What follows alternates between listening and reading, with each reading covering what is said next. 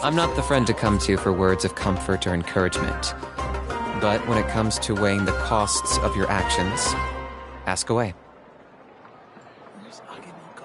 You might want to get a guide if you're not familiar with the area.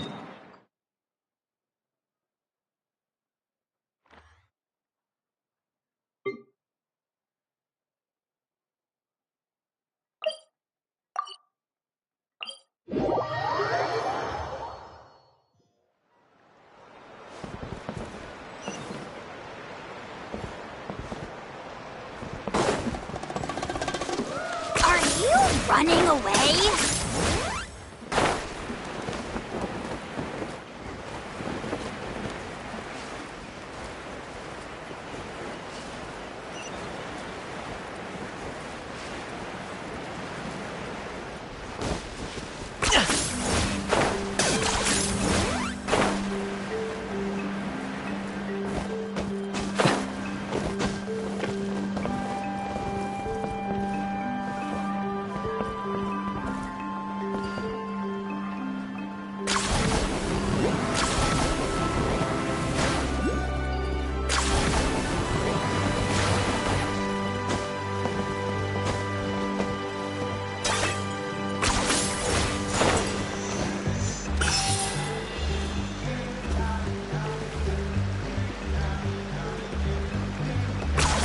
You really are a one-trick pony, you know.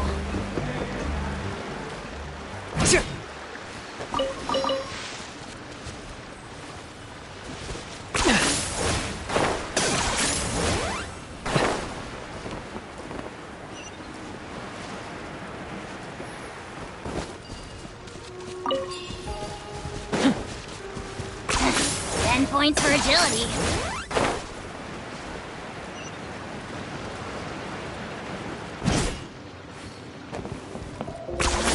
You really are a one-trick pony, you know.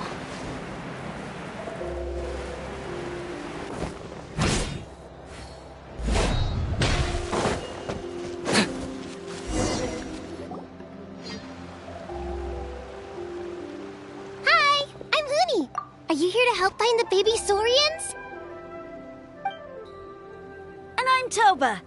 You must be the helpers that we've been waiting for. It's nice to meet you too, but we're just passing through. Oh, but Uncle Sanka said he was gonna send some of his friends over to help us. You sure he didn't mean you? Yeah, sorry. Whatever this is about, it sounds like you've got the wrong end of the stick. Wrong end of the stick? Darn it! We've been tricked, Huni. I should have known that Glasses Guy was a con artist. What are we supposed to do about the baby Saurians now? Time's running out. It's okay, Huni. Don't worry. Why don't you tell us what happened with these baby Saurians, huh? There's been a lot of unrest in the tribe lately, and my dad's Saurian got injured. Her name's Nana, and she has 3 little babies. After what happened to Nana, her babies were so scared that they ran off and hid. I'm really worried about them, so I decided to go look for them. If Nana is your dad's Saurian, why isn't he the one looking for them? My dad's one of the elders, so he's busy getting ready for Turnfire Night. It's a really important ceremony, more important than this, anyway. I'm not supposed to be out here either, but I snuck out without telling him. I didn't think it would take very long, but then that guy we ran into made us tell him loads of stories, and it wasted so much time. Yeah, he was so selfish. He doesn't have a heart. It's all right. Don't let him get to you. We're here now and we'll help you because we care a lot, don't we, Traveler? They should be. I already managed to find their tracks, and it seems like they're hiding on the cliff. Really? Wow! Thank you so much, Mr. Traveler and Miss Paimon. Awesome. You gotta be careful out on the cliffs, though. They're really steep. Even grown-ups have trouble climbing them.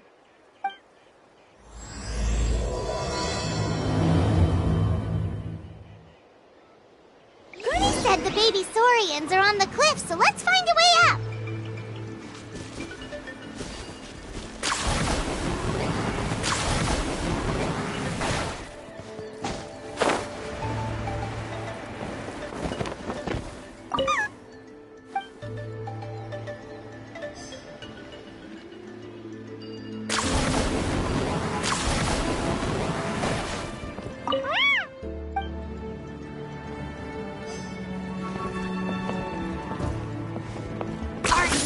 running away?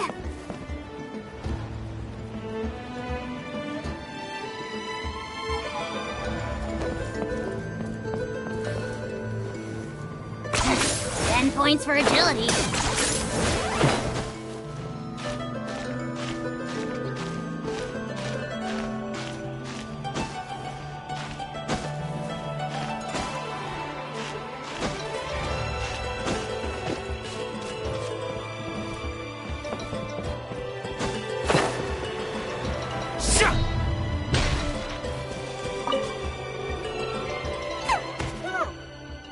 We found them! Wait, but what's that other... A how? Well, if it isn't the gruesome twosome who wormed their way into our servant circle of friends. Still awestruck from the last time we met? Would that be why you hastily scrambled up here to pay your respects the moment you saw us? I suppose we can't blame you.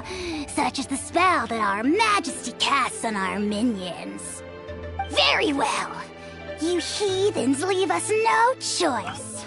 The almighty Dragon Lord, Kahula shall grant you the audience that you seek. Come, pucker up. You may now kiss our feet. Wait, aren't you like Kinich's sidekick? What the heck are you going on about? You're somehow managing to be even more annoying than the last time we met. Silence! Who are you calling sidekick? We are the Dragon Supreme, sovereign ruler of the Nation of Flame. We shall have you know that last time, were it not for Kenich's earnest pleading on your behalf, you would have received not a single word of mercy. Oh, come on. You talk big, but Kinich clearly has you under lock and key. That's more like it. If you must know, our humble servant begged us to investigate an abyss incident near Hoytzitlan, and we chose to grant his request. Abyss incident? See this little lizard? Its mother, a medium-sized lizard, came under the influence of abyssal power. In her confusion, she attacked my servant's tribe, then assailed her own offspring. Yikes. So how is she doing now? She was but a lowly bug fighting against the power of the abyss. Naturally, she has departed for the Night Kingdom. Such a fragile creature. Apparently, she ended her struggle by leaping from a cliff. Leaping from a cliff? My dear anemic flying ant, as addled with questions as your head may be, please keep them to yourself and wipe that absurd expression off your face. We are the almighty Dragon Lord Kahula, not a wish-granting fountain. Anemic flying ant? Huge! Just you wait. Two can play at the ugly nickname game. We sense a faint abyssal energy. An evil sorcerer must be lurking nearby, but they are well hidden. If you encounter any suspicious outlanders, be sure to give them a robust interrogation. Suspicious outlanders? Wait, are you mocking us? Ha! How dare you cast aspersions on your ruler, heathen! You're just lucky that our servant has such vile taste in friends. Otherwise, we would beat you black and blue, and then purple, then black again! If you're not here to kiss my feet, then get out of my sight. Do not impede the work of the almighty Dragon Lord, Kahula. Potty mouth on that guy! Paimon is furious! Still, good to know about the abyss threat, huh? Wasn't expecting that. Let's not get sidetracked.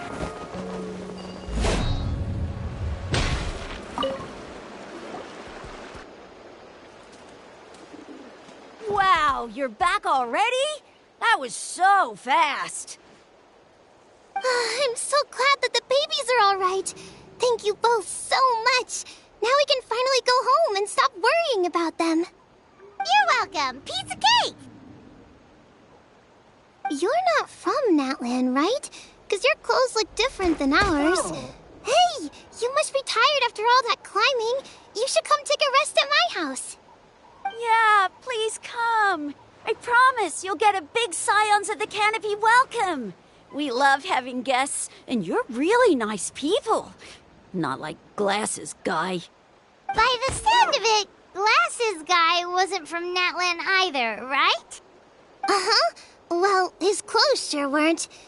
You know what? Now that I think about it, there was something really fishy about him. Really?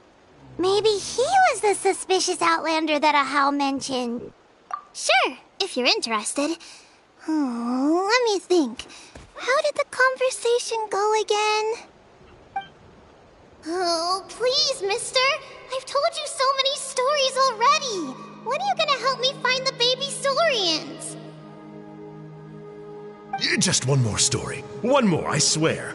Why don't you tell me more about that ball of fire? I heard that there was a huge transparent ball of fire that used to burn 500 years ago, 1,000 years ago, maybe even further back than that. Oh, you mean Turnfire. That's where the ancient name Mollypo comes from. Oh, wow. So it was the origin of an ancient name. That's impressive. Uh-huh. There's a story behind every ancient name. The legend goes that the Turnfire first appeared in the era of the Grand Alliance. It was used by the tyrant Och Khan to rule over Natlan and oppress anyone who opposed him. Turnfire is different from normal fire. If you get set on fire with it, you'll feel horrible burning pain from behind you, but you won't die from it right away.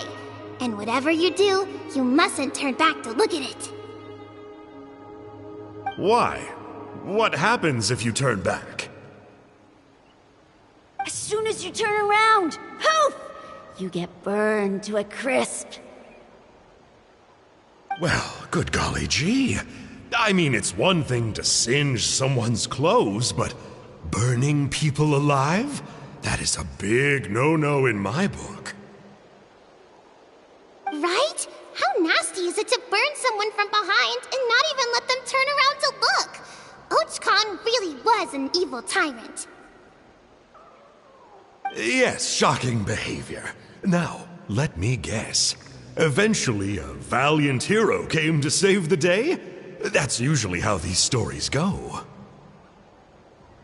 Good guess, Uncle Glasses. Seems like you really know your stuff. The hero was called Yupanqui. He's the ancestor of our tribe. Yupanqui was friends with Och Khan the Tyrant, and also Shibalanke, the first Pyro Archon. He was working as an ordnance officer for the Grand Alliance at the time. He didn't like how Och Khan was such a cruel tyrant, so he stole the Turnfire and threw it at the Och Khan's army. The soldiers couldn't defend against it, and they all got turned to ash. And that's how our ancestors set our people free. But just as he was about to leave the city, he thought he heard Och Khan calling out to him from behind. It caught him off guard, and he turned around to look. But Och Khan wasn't there. All he saw was a city burned black, an army in ruins, and giant flames reaching up into the sky. A split second later, the flames he saw burst out from inside his eyes and swallowed him up. All it took was a single glance. As soon as he looked back, he was burned to a crisp. The question is, was this the price he paid for stealing the Turnfire, or the price of turning back? Nobody knows the answer. But the fire that consumed Yupanqui burned more fiercely than any other. It burned for 100 days until it burned a hole right through the ley lines. And then, the flame dropped into the deathly dark Night Kingdom, where it still burns to this day. The grown-ups say that it lights up the path that leads to the next life. But for the dead to be reborn, they have to accept the flames and be purified by the fire first. It's like a final look back at your life, where you have to answer for everything you did. Anyway, that's the story of Yupanki's Turnfire.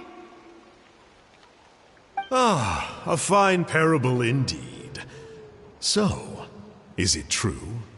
Is it really possible to find this fire in the Night Kingdom? I don't know. I think it's just a story. Either way, I assume this name has been passed down in your tribe ever since? Sure has. It went to Burkina, the hero that we celebrate on Turnfire Night. But that was 500 years ago. Yeah, and now it belongs to Kinich. So we often call him Malipo Kinich. Kinich, huh? All right, Uncle Glasses, that's enough stories. Now, can you please go find the baby Saurians for us like you promised? I would, but doesn't the legend of the Turnfire teach us not to look back? Let's not go dredging up the past. Tell me more about this Kinich guy. One more story, I swear. Starting now. No? Careful, Toba. You look dangerously close to cursing me out right now. Tut tut, we can't have that. Cursing is for grown-ups only. Uncle, you'd better not be trying to trick us, or the Turnfire will get you when you die. How would it get me if I'm outside of Natlan? Uncle Glasses isn't from here, you know. Unlike you. Huh? Wait. All right, kiddos. I'm a man of my word. 2 of my friends are on their way here, and, yeah, they'll help you out on my behalf. Work them like dogs, okay? That's what they're here for. Don't go easy on them just for my sake. Really? Well, first, can you tell us your name? We met at the foot of this cliff, so beneath the peaks, let's go with Sanka. Seriously? If you don't believe me, turn around and see for yourselves. They're right behind you. Huh? Where? Oh, wait! Uncle Sanka, where did you go? Yeah, definitely a fishy character. It sounds like he was digging for info about the ancient names. Yeah, and not only that, but he betrayed us too. He'll pay for this. All he got out of us was some stories, though. What's the worst that could happen? Traveler, maybe we should go tell Kinich about this. Ahau says he's investigating it, but he's a bit of a loose cannon. We probably shouldn't take him at his word. Huh? You know Kinich? Not very well, but we have met him before, and one time we had a meal together. Aw, man, I'm so jealous. I never even spoken to him. He's so cool.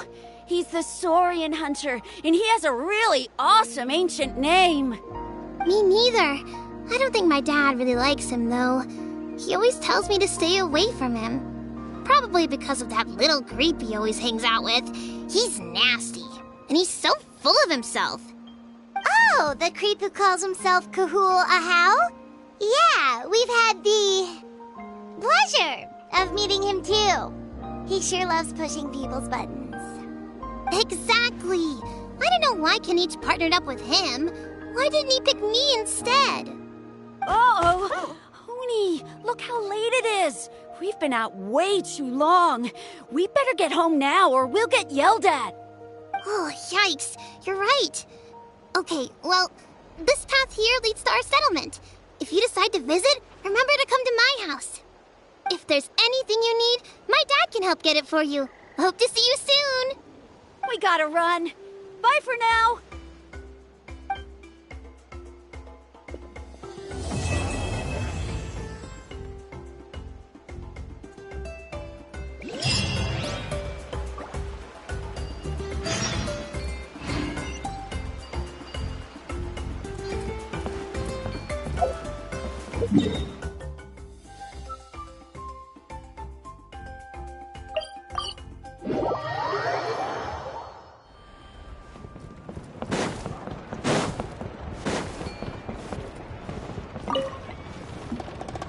Huni, what were you thinking, going out by yourself? Don't you know how dangerous it is? It's okay. Toba helped me.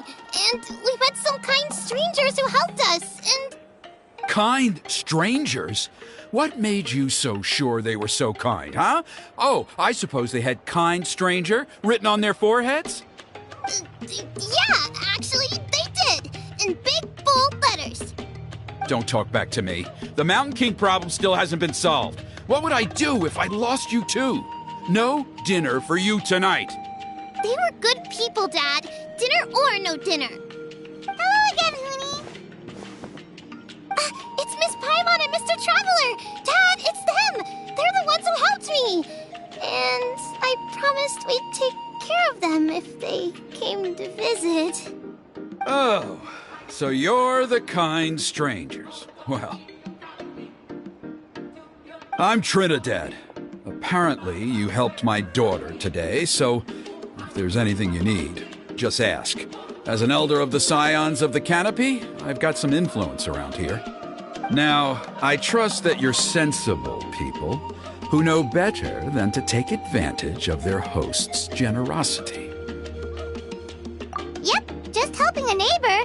We're not looking for anything in return. Oh? Well, let's hope so. Dad, please!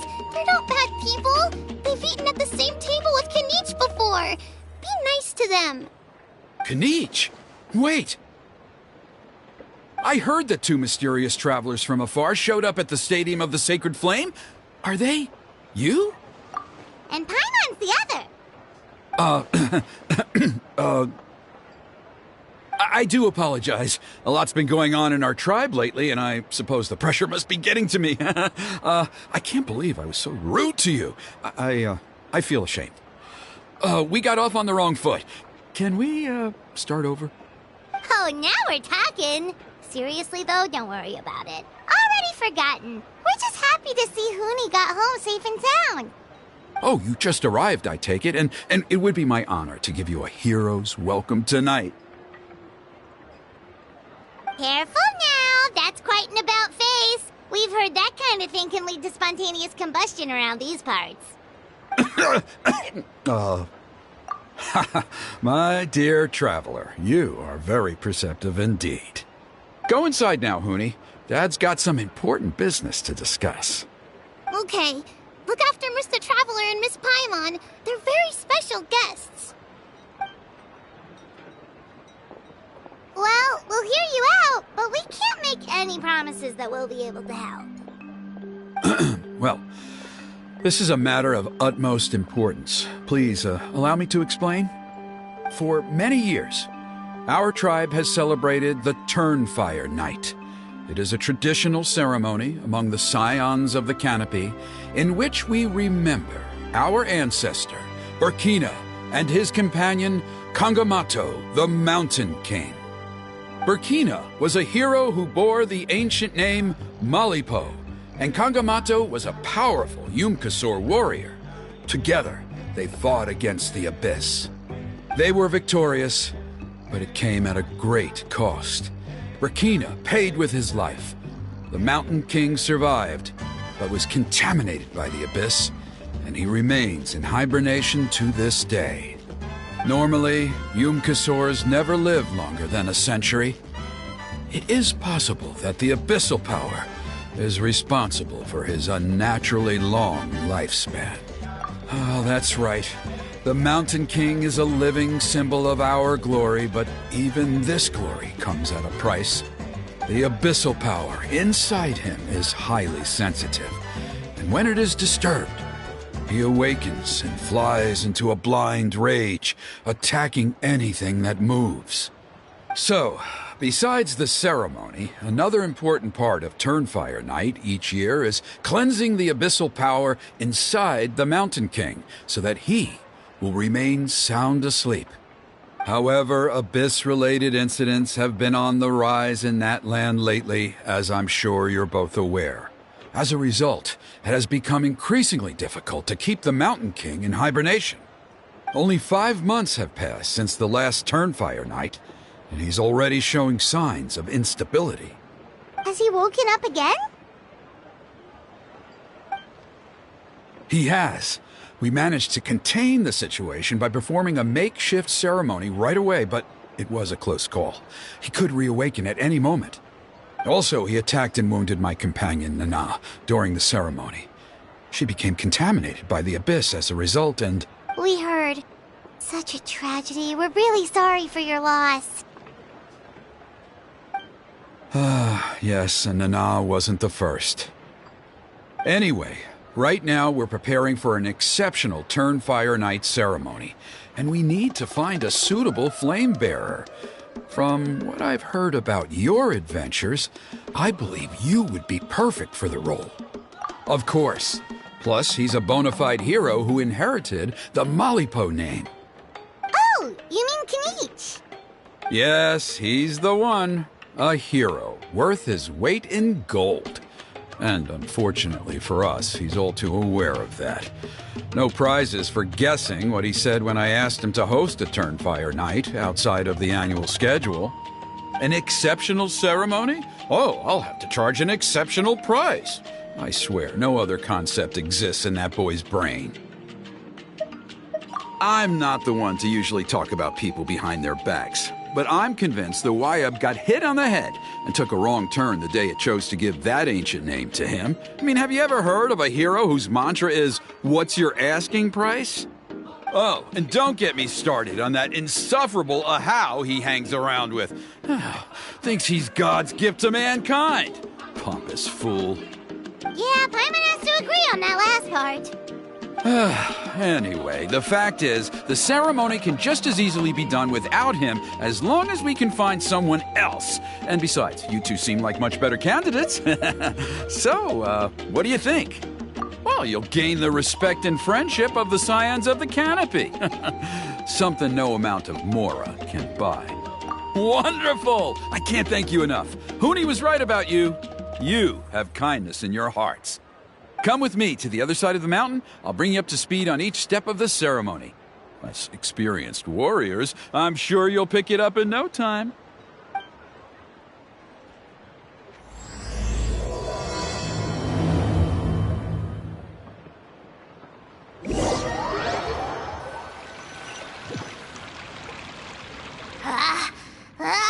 Achoo! Curses! Who dares insult the great Kahul Ahau behind his back? Oh, great Kahul Ahau, bless you.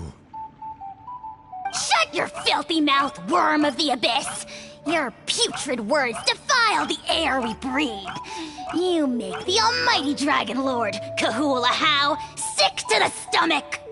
Speaking as a member of the Abyss Order, that's music to my ears. Exactly the kind of reaction we're going for. But on a personal level, I gotta say, it's pretty hurtful. Ugh, never have we heard such brazen blustering from someone who is inches from death! Up yours, Four Eyes! We spit in your face! Okay, well, that I am at a loss to explain.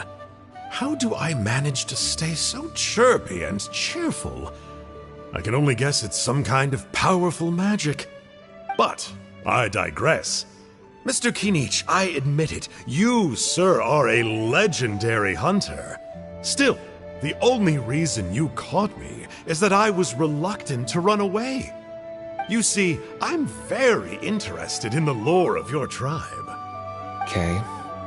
Is that it? Kay? Aren't you intrigued to know what it is about you guys that prompted a visit from the Abyss?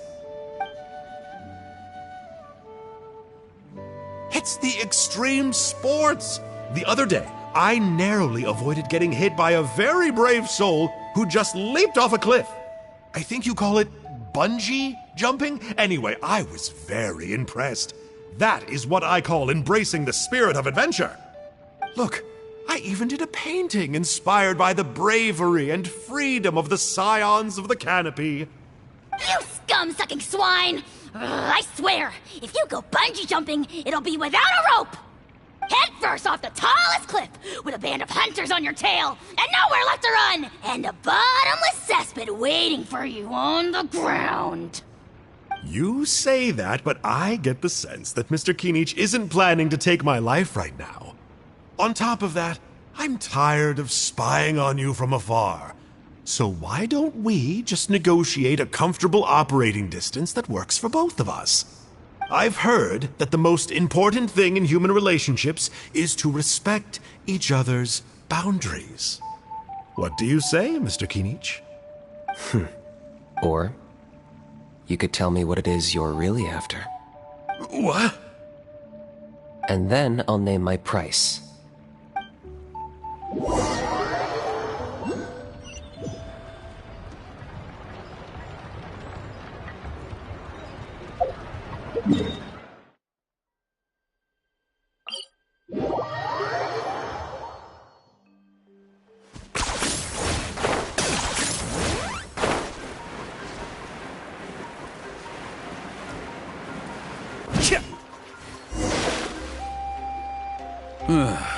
The Abyss contamination is back. No surprises there. No doubt that explains the Mountain King's recent activity. See those torches over there? Those are the Sacred Flame offshoots that we requested from the Stadium of the Sacred Flame. They contain the power of the Pyro Archon. Are you saying that the Sacred Flame and the Turnfire are the same thing? Well, for ceremonial purposes, at least. Sending someone to the Night Kingdom to retrieve the legendary Turnfire isn't exactly an option. More to the point, though, the Sacred Flame is able to burn away abyssal filth, so that's why we use it in the ceremony. Gotcha! So basically, we just need to clean up the filth with the Sacred Flame. Well, that's one part of it, yes, but the complete ceremony is a bit more complicated than that. First, the flame bearer must collect a kindling of the sacred flame from the starting point, then use a grappling hook to fly up into the sky and light each of the sacred flame pillars. Then they must go down into the canyon, all the way into the cave where the Mountain King slumbers, lighting braziers and the final altar along the way. The most skilled flame bearers can accomplish all of this without touching the ground once. As much as I hate to admit it, Kinich is capable of this. Wow! He can do all that flying without ever falling to the ground? Well, of course Paimon can. It'd be much harder for you guys. Well, don't worry. It's not a requirement of the ceremony. You're allowed to touch the ground. The only thing you're not allowed to do is turn back. The flame bearer must always keep moving forward. You can't skip a pillar, then come back to it after lighting the next one. To do so would be to disrespect our ancestors. So, what actually happens if you do turn back? Surely the fires don't just go out. If you're not careful, you might get burned. What about today then? Does the same rule apply? Oh no, don't worry. Today is just a practice. The order doesn't matter. You just need to take the sacred flame, cleanse the filth, then go light all the braziers. Are you ready? I'll repeat all the key points again. Gather the kindling, cleanse the filth, and light all the braziers. I'll wait for you at the end.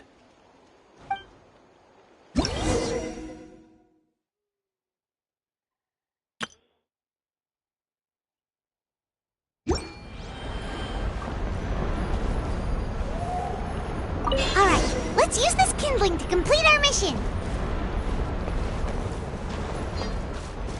There's abyssal filth over there. Let's burn it away with the sacred flame.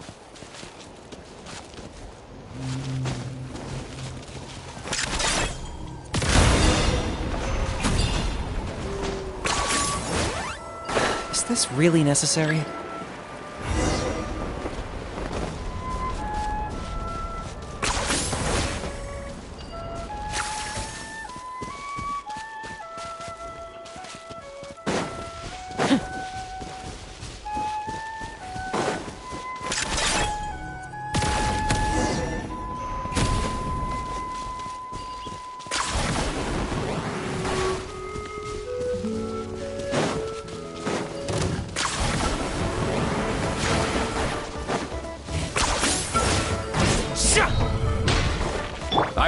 have order! Now you shall perish!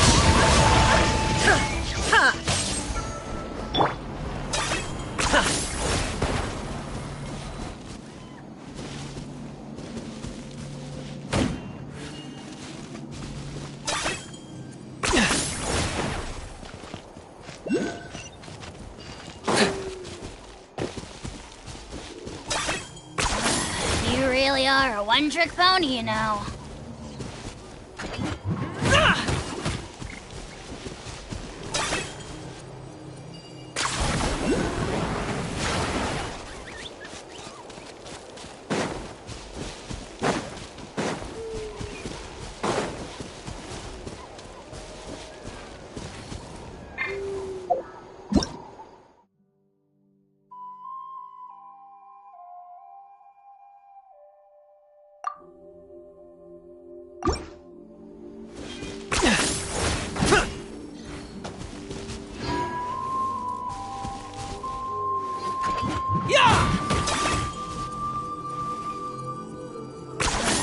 You really are a one-trick pony, you know.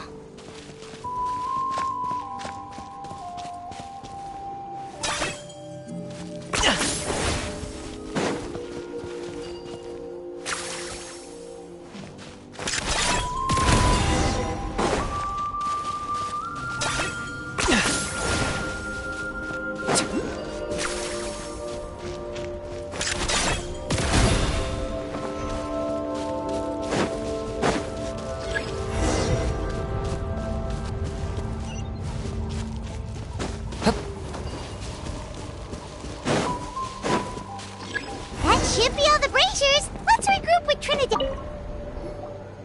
I knew I was right about you. You have outperformed all of the other previous candidates. If there was an ancient name for outstanding flame bearers, I'm sure the Wyab would consider you for the honor. Yeah, although it would probably take Paimon quite a bit longer. All right, now there's still a few days left until the ceremony, and I should probably get back so I can inform the chief and the other elders that I have found the flame bearer we need. Oh, you mean they've still got to sign off on it? Some of them are still hoping we can come to an agreement with Kinich, but that's only because they haven't seen you in action. Still, I'm the one responsible for securing a flame bearer, and my recommendation is you. Just for Paimon's own peace of mind, are you sure it's not going to be a problem having Outlanders take on such an important role in your ceremony? See that place over there? There was a time, long before the age of Burkina and the Mountain King, when we, Scions of the Canopy, called that our home. After a period of upheaval, our ancestors were forced to move away. Now, it has become a place where our youths go to develop courage and kindle a spirit of adventure.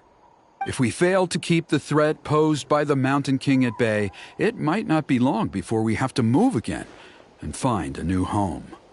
So, to answer your question, I think everyone will agree that you are the right choice. Fair enough. Desperate times call for desperate measures. I'll need you to drop by my place at some point before the ceremony, if that's all right.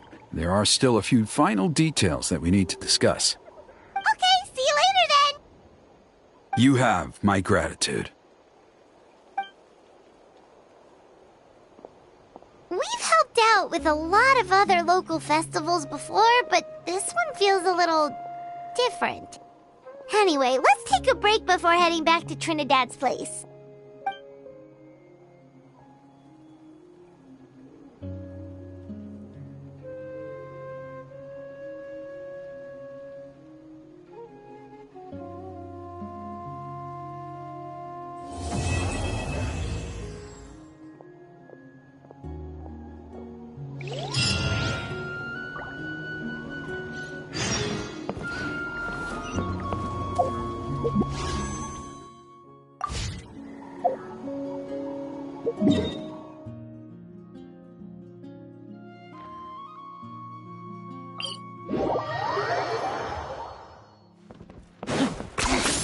Points for agility.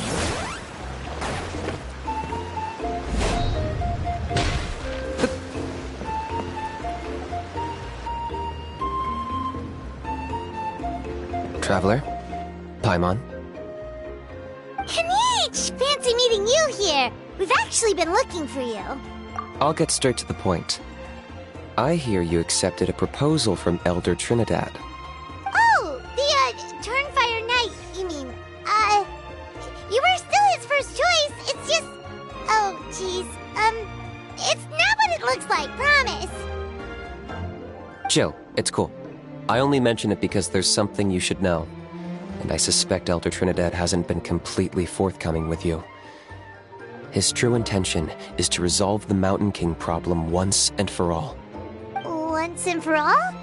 You mean this'll be the last Turnfire Knight ever? That's right. He wants to use you to send the Mountain King to the Night Kingdom. To the Night Kingdom? You mean... To his death. Whoa! Are you serious right now? You shouldn't go blurting out accusations like that. It could get you in trouble.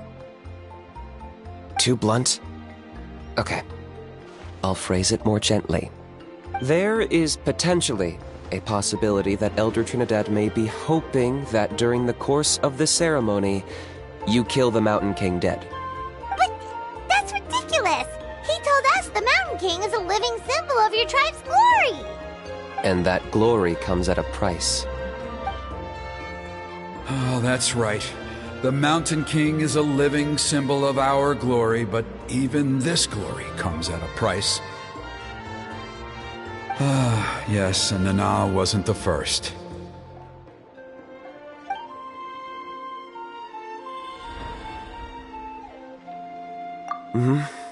She likely won't be the last to lose her life either. Still, is killing the Mountain King really the only way? It seems so extreme! The Mountain King is a unique case when it comes to abyssal contamination. It's eaten away at him for so long that it has consumed him entirely, and the damage is irreversible. That evil power has both driven him insane and kept him alive over the centuries. So, to look at it one way, once it's completely purged from his body, the Mountain King will finally be able to rest in peace. In past ceremonies, we've only purged around half of the abyssal power. This was to strike a balance, to keep him alive, but also keep him asleep. Trinidad didn't say anything about how much power he wanted us to purge, but he did say there were some more details to go over before the ceremony. Then it sounds like you'll know for sure soon enough. If he really asks us to kill the Mountain King, what should we do?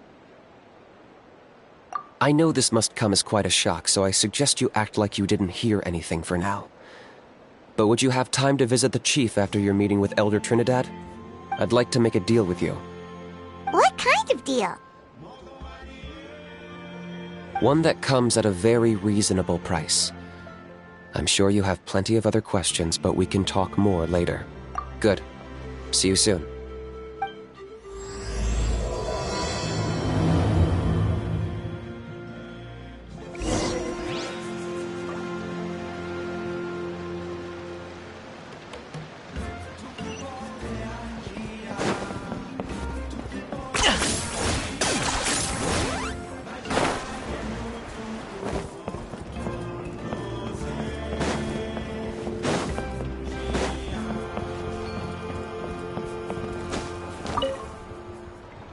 Ah, mighty Outlanders, you have returned. Did you have a good rest? It was, pretty good, yeah. Glad to hear it. Things are progressing very smoothly on my end. Many of the elders have heard of your heroic deeds, including the chief. They all speak very favorably of you. There are still those who insist that the ceremony should be performed by the bearer of the Malipo name. But they're just stuck in the past. We need to move with the times. Plus, Kinich doesn't want to do it anyway. Exactly. So, now, it's time for us to discuss the finer details of the ceremony. We covered the fire lighting part of the proceedings yesterday. The next part is the purification of the Mountain King. It's quite simple. You just need to use the sacred flame. We've done it plenty of times before, and it's always very routine. I'm sure you won't have any problems. One point I'd like to stress, though. is that you need to burn away as much of the abyssal energy as you possibly can.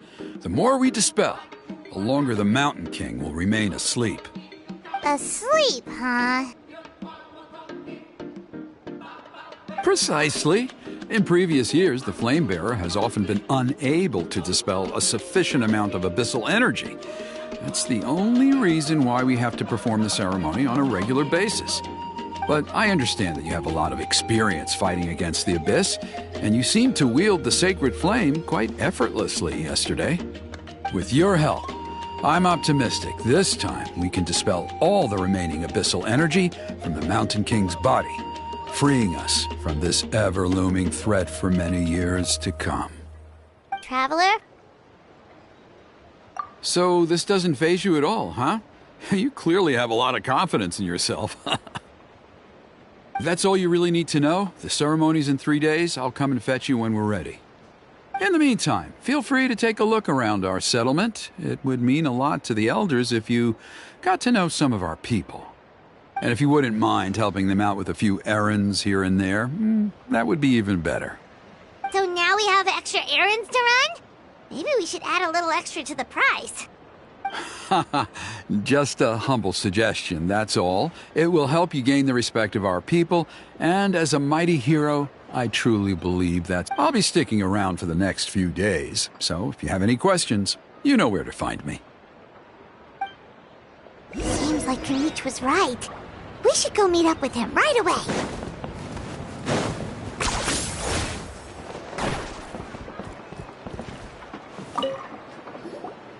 Huh, you're here. Kinich! Elder Trinidad said that... I can tell. It's written on your faces. Is that the Traveler and Paimon? Forgive me for not being there to welcome you on your arrival. That should have been my duty as chief. Hello, Chief Waina. I only heard the news from Trinidad yesterday, so I asked Kinich to invite you over for a quick chat. I believe Kinich has already filled you in, so I'll get straight to the point. Firstly, I fully endorse your appointment as flame bearers for the upcoming Turnfire Night. However, I would like to request that you take steps to ensure the Mountain King's safety. Every child of our tribe grows up hearing the tales of our heroes, from Yupanqui the Firebringer to Burkina and the Mountain King who fought against the Abyss. This is our history and our heritage, the source of our pride and the center of our faith. To kill the Mountain King would be to destroy our spirit. I would never be able to face our ancestors in the Night Kingdom. Nana's death was a great tragedy, and I do not blame Trinidad for the actions he has taken. Nevertheless, I cannot allow any harm to come to the Mountain King. The very roots of our identity are at stake. My honored guests, please give this matter your serious consideration. Perhaps there is, but despite all our attempts to contain the situation over the years, we've not found it. Right now, I should like to hear where you stand on this matter. Though I sense that your mind is not yet made up, I'm still comforted by your words. There are 3 days left before the ceremony. I hope they will bring you clarity. So, Kinich, earlier you were saying that... Let's walk and talk. I'll show you around the tribe. That works too. Paimon needs to get some air after this.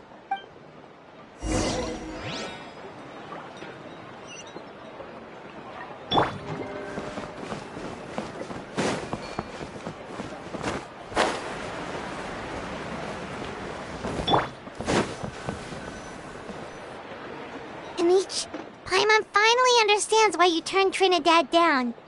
You knew what he was planning, didn't you? That's why you didn't want to be the flame bearer this time, because it's a double-edged sword. The whole Mora thing was just a sneaky excuse. Double-edged sword is right. But my response wasn't merely an excuse. To solve this exceptional problem, an exceptional price must be paid. I'm working on it. Really? Well, come on then, let's hear it! In a moment. Didn't you have a question you were about to ask me? Oh, yeah. What was it again? Oh, right. We need to talk about how he's completely unhinged. I agree that he has a problem. He needs disciplining, so I hired him a teacher. You got him a teacher? Oh, Paimon would love to see him get scolded for bad behavior. Anyway, moving on. When we ran into a house, he said you two were investigating some abyss thing together. Is that related to the whole Mountain King situation? Yes, that's the angle I've been working on. I'm a Saurian hunter, but I occasionally hunt the abyss too. One time I was pursuing some purple demonic dogs when I accidentally entered a hidden space. I did some research after the fact. Apparently they're known as beastly rifts, and there are many of them of all different sizes. That's where those purple dogs were coming from. So, if we can locate one of these beastly rifts, clear the monsters out, and move the Mountain King inside, he'd be able to continue living, but without posing a threat to the tribe. Whoa, that sounds kinda crazy. Would it really work? It's not without its risks, of course. There's a lot of unknowns in the equation. For instance, for all we know, a prolonged period inside the rift could make the Mountain King's condition worse. Still, we desperately need something like this, even just as a temporary measure. You've seen the conflict the issue is causing in our tribe for yourselves, and believe me, it's been a long time coming. The chief is adamant about keeping the Mountain King alive, whatever happens. Paimon can understand. It's less about the Mountain King and more about preserving your culture and heritage. Yes, but on the flip side, you've got people like Elder Trinidad, who is more concerned about protecting the people he cares about now and into the future. And he has every right to take that view. It's one thing to try and preserve the last remnants of a glorious past, but making your kin pay the price for it? No one can seriously tell them that's a fair trade. You're right. There's no easy answers here. Let's leave that to one side for a moment and assume we go with your plan. How do you actually intend to find one of these beastly rifts? Because at least in our experience, the dogs open the rifts when they want to attack us, not the other way around. I think I know a way. You have any better ideas? Not at the moment, but it just feels like using the power of the Abyss for our own ends isn't gonna end well. After all, the Abyss is what turned the Mountain King into a monster in the first place. People are gonna think you've lost your marbles. If it doesn't end well, then that's the price we pay. Everything in the world comes at a price. Even when Yupanqui, the Firebringer, stole the Turnfire, it cost him dearly. The Mountain King's erratic outbursts have brought tensions within the tribe to a boiling point. Unless this gets resolved quickly, everyone will be stuck in a stalemate. Alright, so what's this deal you wanted to make with us? We're hardly experts on exploiting abyssal power. All I need you to do is keep people away from me. I'm getting harassed on a daily basis by people trying to convince me to be the flame bearer. I can't afford to waste all my energy dealing with them. If you help me out, there'll be a gift for you in return. Ooh, what kind of gift? Something well worth your while, I'd say. Just keep doing what you've been doing. Integrate yourself with the tribespeople, so everyone comes to terms with the fact that we have a new flame bearer.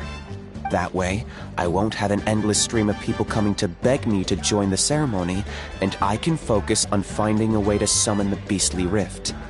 Then, when the day of the ceremony comes, we'll move the Mountain King into his new home. Still sounds pretty crazy. Even for a daredevil like you, that's dangerous.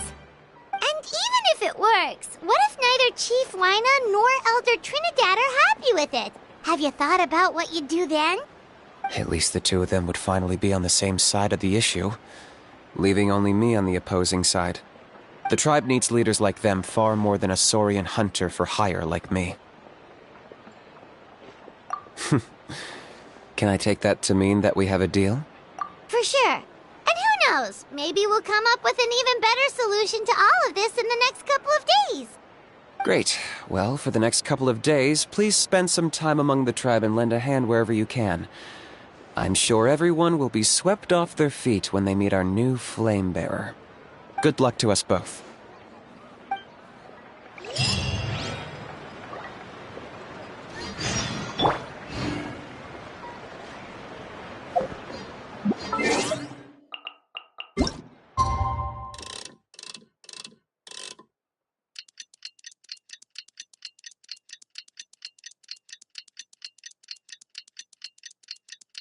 Okay, task for the day. Meet the tribespeople and take some heat off of Kinich's back.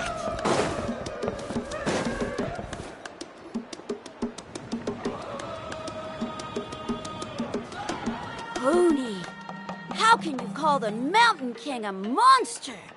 Because he hurt a lot of people. And look what happened to Nana. But it wasn't on purpose. The Mountain King is sick, that's all. He's been hurt by the abyss. That's true. But the fact remains that he's now a threat to all of us. How can you be so harsh to someone who's sick? If you don't take back what you just said, I don't know if we can carry on being friends. Toba, Kuni, what's wrong?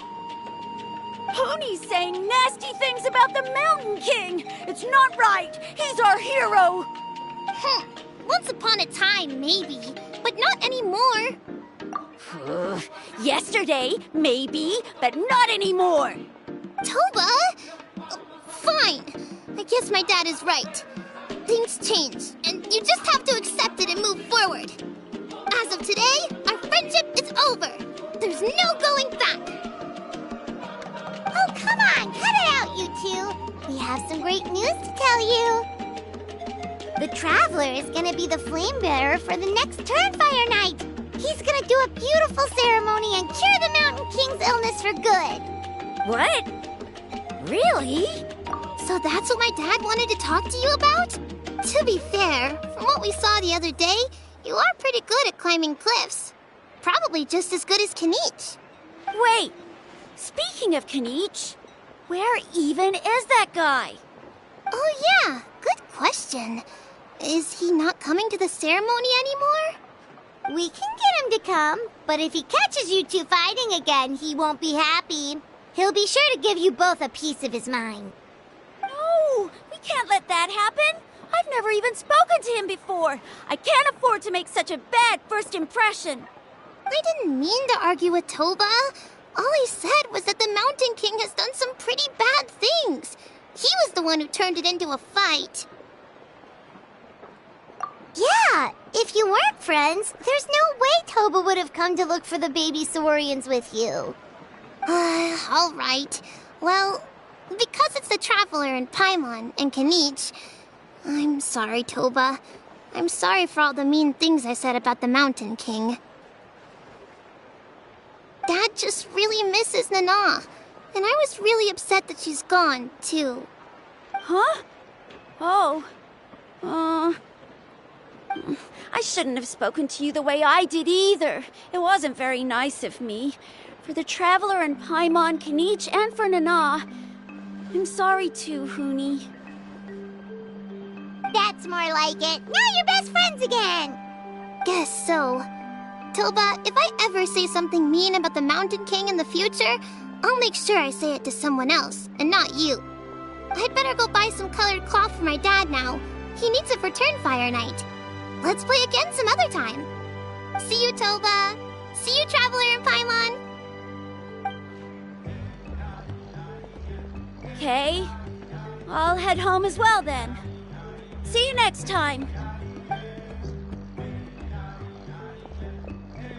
Okay, take care, you two. Even though they said they're sorry, it looks like their friendship isn't as strong as it was before. Let's just hope we can solve this once and for all. Come on, let's move on.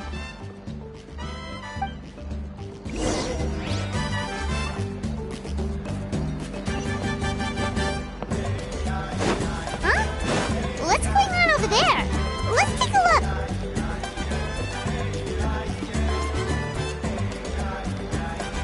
Hey there! What's happening here? A rehearsal for the Turnfire Night dance. Ooh, there's a dance involved? Paimon wants to learn too! You don't know it? I guess you're not from these parts, huh? It's rare to see a new face around the tribe these days. I thought everyone would be keeping away. Why do you say that? Because of the Turnfire Night, of course. The Mountain King could wake up at any time. That's why we're holding an emergency ceremony. This isn't one of those fun and games festivals. For outsiders, it might even be a little dangerous. Well, Did you know that the Flame Bearer this time is actually gonna be an outsider? Oh, I did hear about that. It's a first for sure. I would have loved to meet them in person.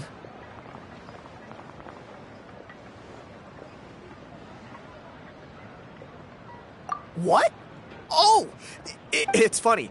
I was just thinking that I'll probably miss out on meeting the new Flamebearer, since I'm not taking part this time around. Then suddenly, there you are! Must be my lucky day! You're not taking part in the Turnfire Night? How come? You're not an outsider too, are you? You must be joking. Watch this!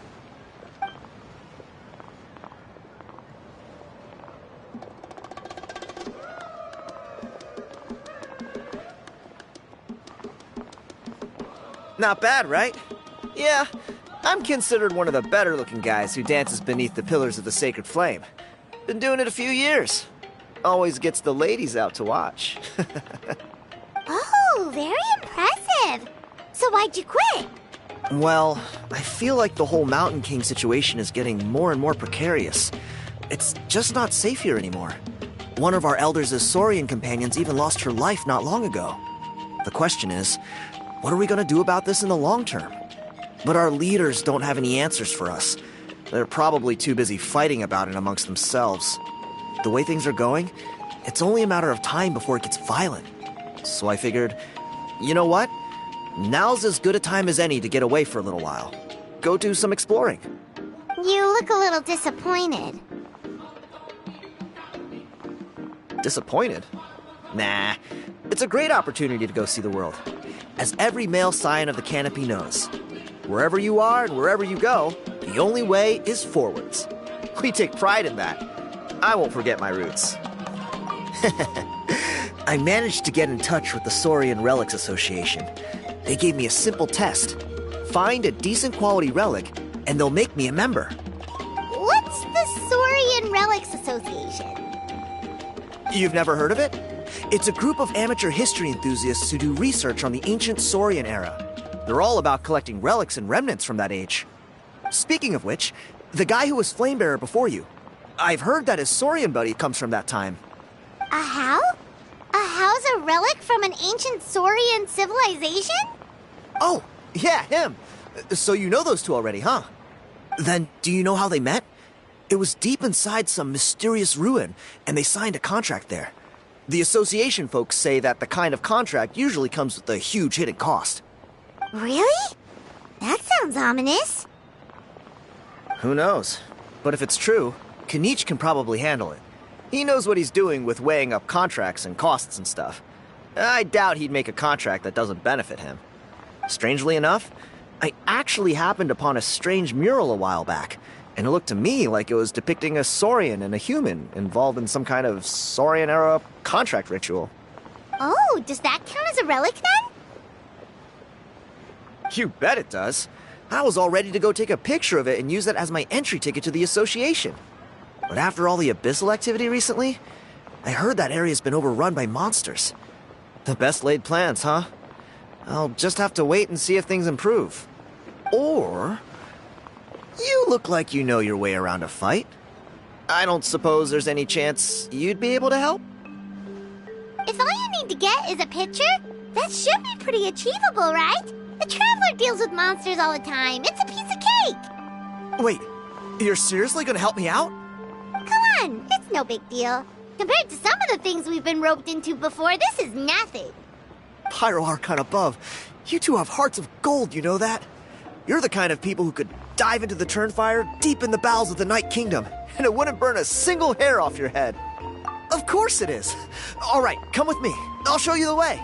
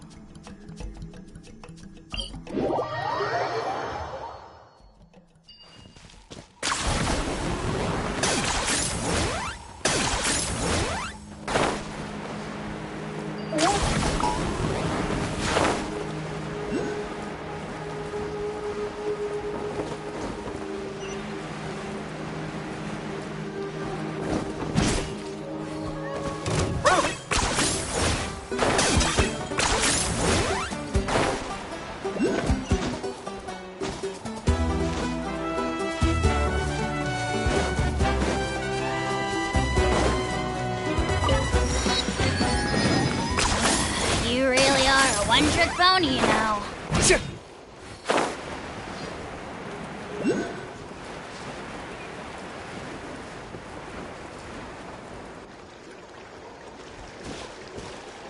There it is.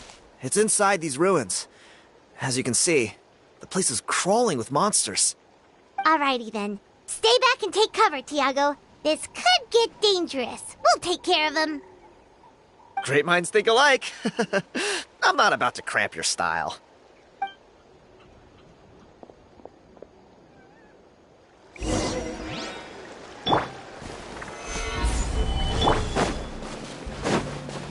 There is no escape! Yoo-hoo! Let the world collide!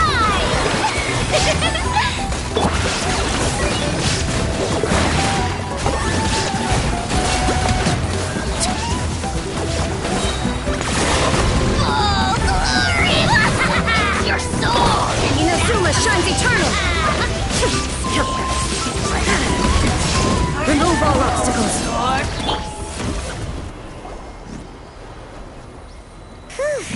That should be the last of them. It's a good thing Tiago had the sense to stay in his hiding place, or things could have gotten really hairy for him. Hey, look! That's gotta be it, right? Definitely looks like a mural. True. Now that you mention it, most ancient murals take up a whole huge wall. This looks more like someone with a paintbrush got bored and started doodling. It does match the story he told us, though. There's a Saurian and a human. So, is that supposed to be what an ancient contract ritual looked like? Whatever. We're not here to decipher it. Just photograph it.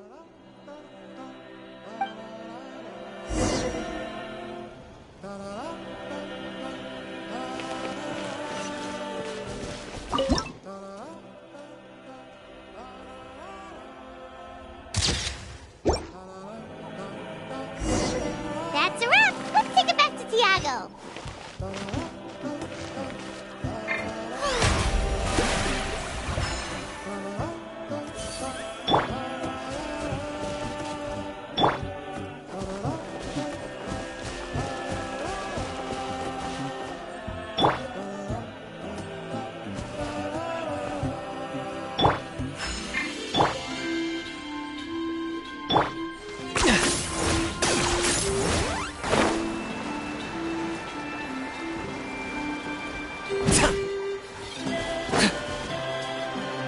You've been robbed? Oh, Ponche. And I thought my luck was bad. Oh, I put blood, sweat, and tears into that, and now I've got nothing to show for it. Some gap-toothed goon stole it from me.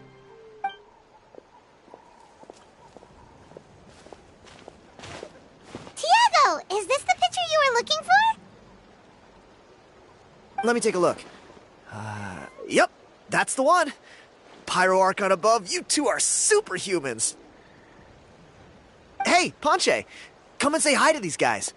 They're gonna be the new flame bearers, and they're tough as nails. Wait, are you the Traveler and Paimon? Huh?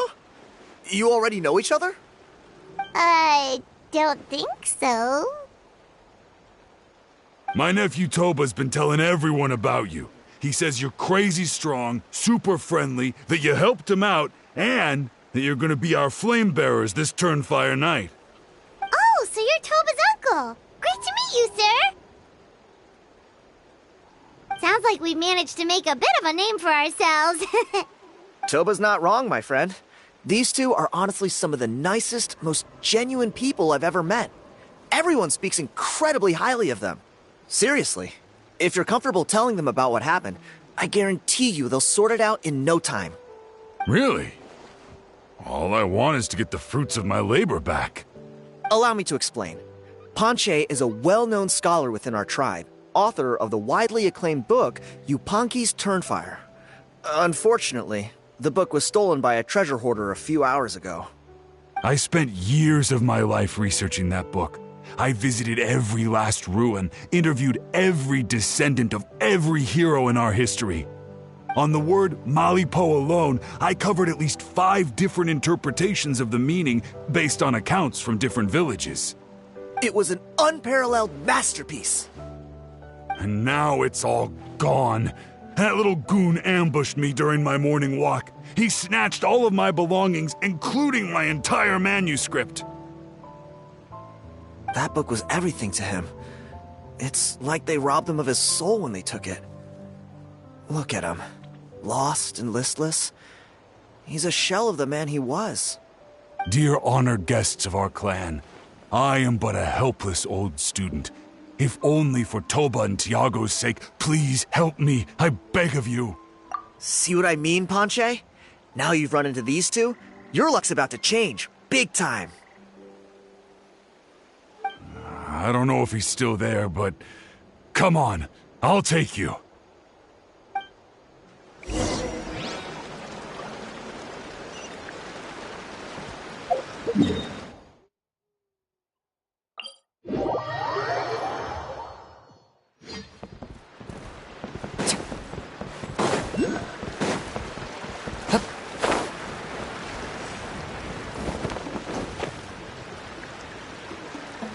Hey! You thieving rat! Give me my things back! What do you want now, you old bum? God, you're a waste of space.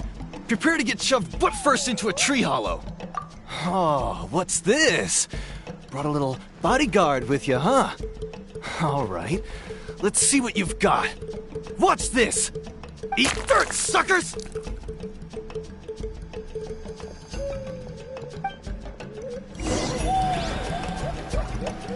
Hey, he's trying to get away! You good? Let's chase him down!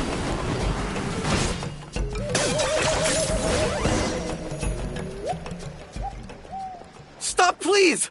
By all the warriors, heroes, gods, and kings, I can't run any longer! Please, I don't have your stuff anymore. Have mercy! Oh yeah? Well, where is it then? I threw it away! You threw it away? The old bum's bag didn't have a single mora in it. Just a tatty old book, worn out pens, and some old rags. All that time lying in wait was for nothing. I was so mad I just threw all of it away. Is that really the truth? Okay then, where did you throw it away? The same place you found me. Look, I swear on the Pyro Archon it's the truth. May all my worldly possessions be turned to ash by Turnfire if I'm lying. Okay, that's a pretty strong oath. What do we do now? It sounds like he's telling the truth. Right, let's hope nobody gets to the book before we do. We'll never get it back then.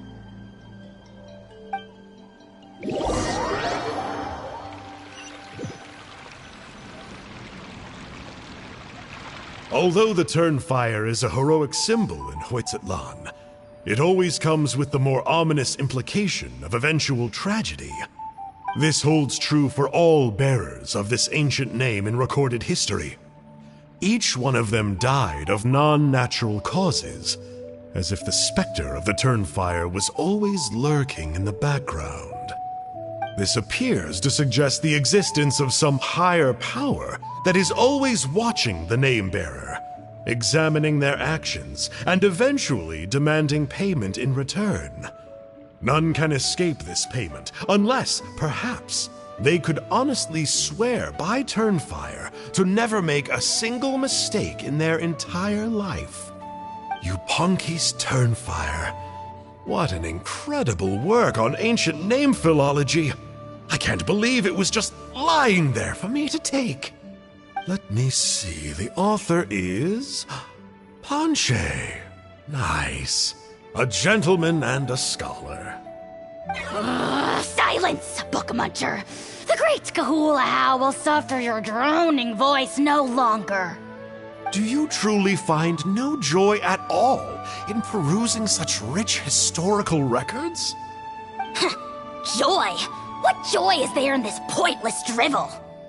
Well, it makes a pretty shocking prediction. Every bearer of the ancient name Malipo eventually meets a grisly end. Maybe that's the price you pay for the name that means price? What? You're saying Kinich will die a violent death? So I'll finally get to take over his body? When will that glorious day arrive? The great Kahula demands to know! Wow, you are just irredeemable, aren't you? An agent of chaos down to the core. You make us Abyss Order folks look like saints in comparison. Silence, maggot! To presume that anyone compares your kind with the great Kahula is sheer vanity.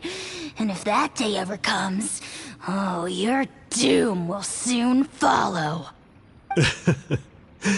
You don't need to lecture me about Doomsday. Here's what I know, based on countless historical texts. All civilizations will be reduced to rubble by the passage of time. From ancient kingdoms, to heavenly thrones, to worlds beyond, there are no exceptions. But from the ruins of every civilization, the dust will rise and never settle, thus transcending the confines of time. That dust is what we call a civilization's spirit. And you, great Kahula How, are one such speck of dust from a bygone age. I've paid dearly for the chance to observe you up close. Now, let me take a good look at you. We'll see whether any memories of that age still remain inside you.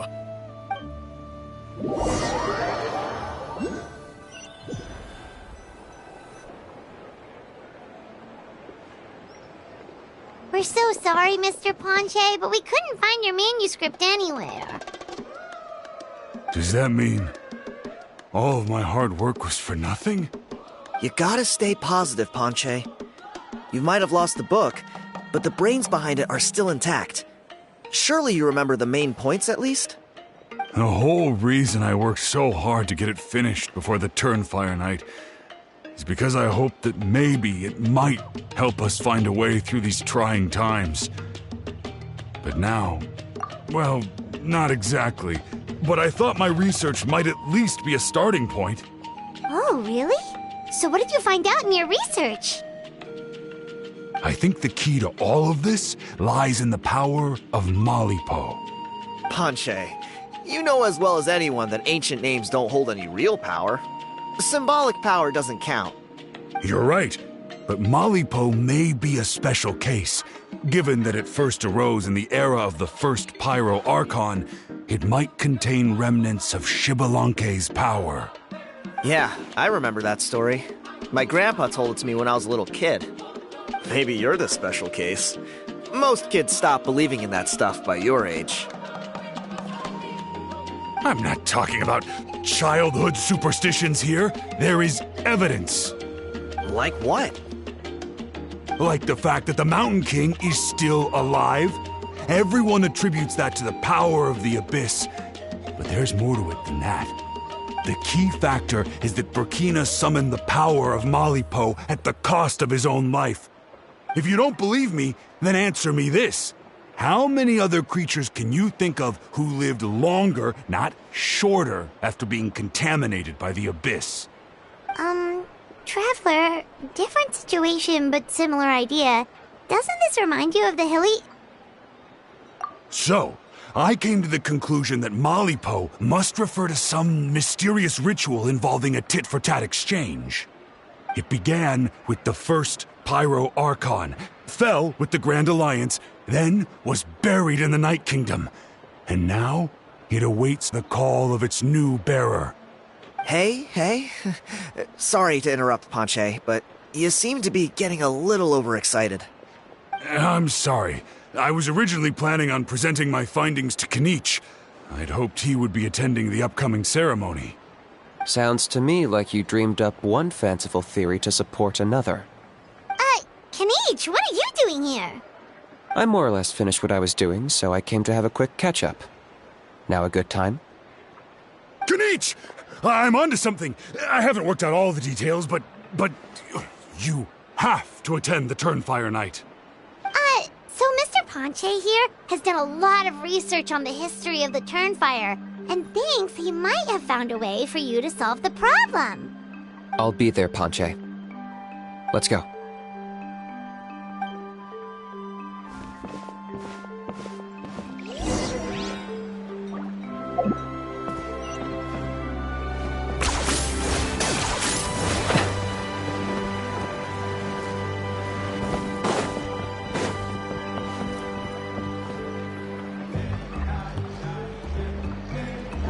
Here will do. Yeah. I'd like your help giving it a trial run tomorrow. If that works, we have our plan come Turnfire night. Sounds like you're not considering Ponche's idea. You heard him. He hasn't worked out the details yet. We need a more practical solution with concrete steps to follow. Yet? Are you saying you think he might actually be onto something? I think it's possible, based on something I know about the war 500 years ago. Burkina didn't fall to the abyss. He was killed by the Mountain King in an episode of madness. In his final moments, Burkina made the fateful decision to not fight back, and instead pass his blood and power on to the Mountain King. Maybe he thought the Mountain King was stronger than him, and more valuable to the tribe. Or maybe it was just out of loyalty to his friend. Either way, I can believe the Turnfire was involved. Whether you think his sacrifice triggered it, or his fate was sealed from the moment he took the Malipo name, it makes sense to me. How can you drop these truth bombs with such a straight face? This is what I've gleaned from my many interactions with the Mountain King. His mind is so disordered. It took some time to piece it all together. The story Elder Trinidad told you was the more palatable version of events.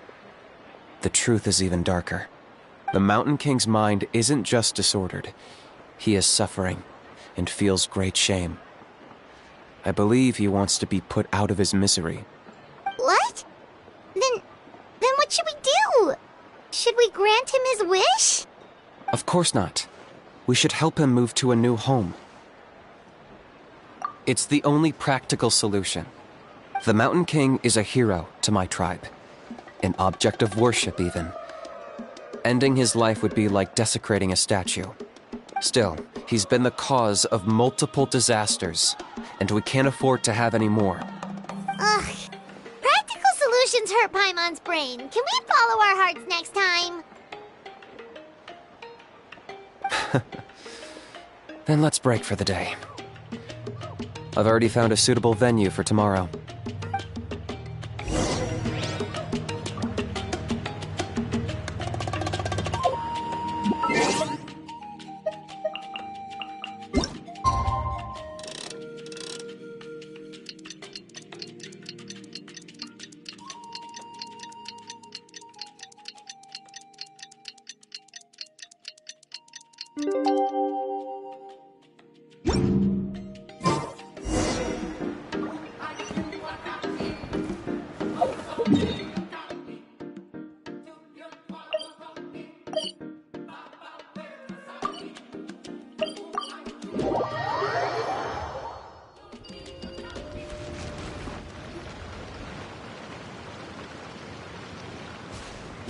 You're here.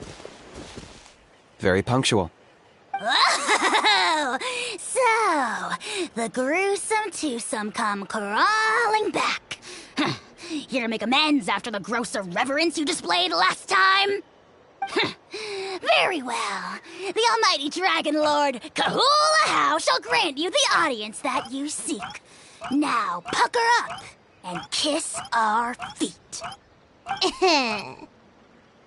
Kinich, didn't you say you found him a teacher? He's just as out of control as ever! Hey! No one gets to discipline the almighty Dragon Lord Kahula. No one! Maybe because I've never had a gentle-natured companion like Paimon to compare against. Is that a compliment? Yeah, I see what I'm missing out on now. And it's a lot. Kinich! We could drown this measly flying ant in one droplet of spit! How dare you compare her to the almighty Dragon Lord Kahula? How? Oh, just wait till I possess your dead body! I will commit heinous atrocities! Tear down your legacy! Destroy your reputation! Wreak havoc on your...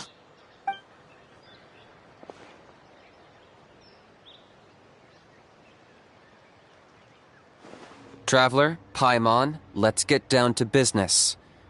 Once we've opened the beastly rift, you're welcome to toss a how in there for a couple of days. With pleasure. You don't need to ask twice. I got my hands on this device in a trade. It's meant as bait, but it'll also stabilize the abyssal energy. The rift towns will tear through space to get to this. Once they're here, we take them out and claim the rift for ourselves. You'll find out soon enough. First, let's try this out.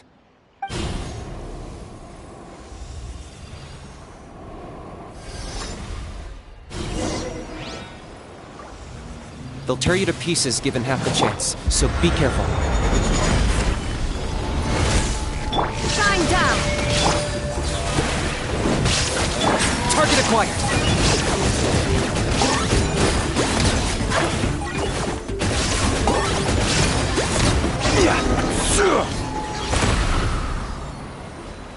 Uh-oh. Are there even bigger ones on the way? You see, Kinich? I'm a man of my word. In fact, I'd say I under-promised and over-delivered. Nifty little gizmo, isn't it?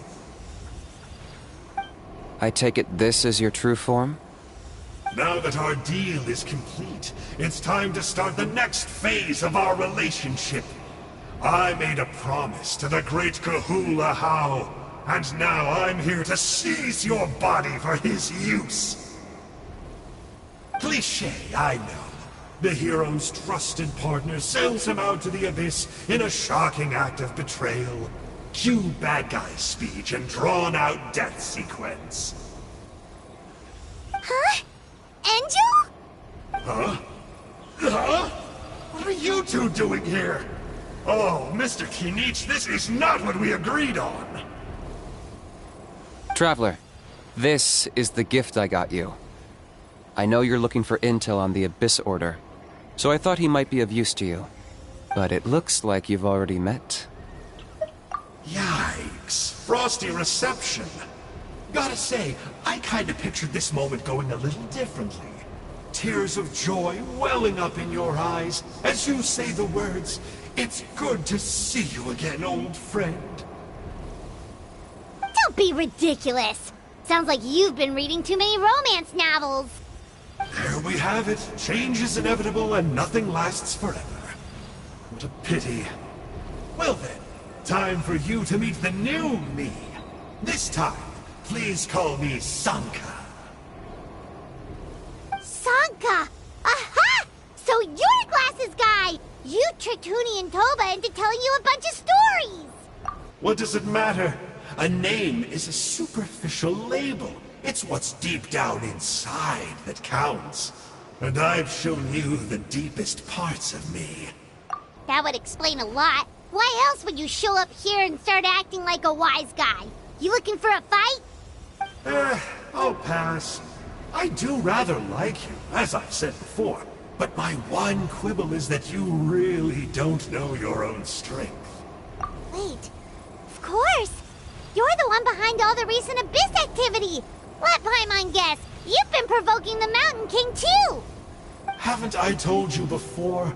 I'm not part of the inner circle who do our Highness's bidding.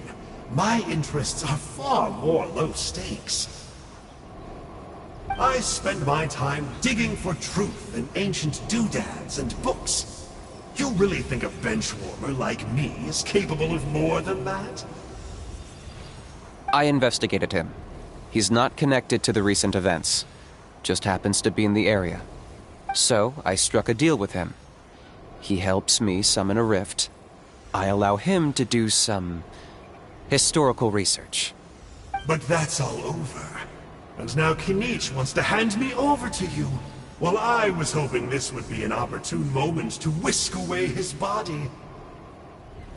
That would have given me some more time to study the great Kahula How. But now I've run into you, which is just my luck. Or maybe I've incited the wrath of the Turnfire, and this is the price I have to pay. But I don't understand. What did I do wrong? Wait, does that count? Let me think.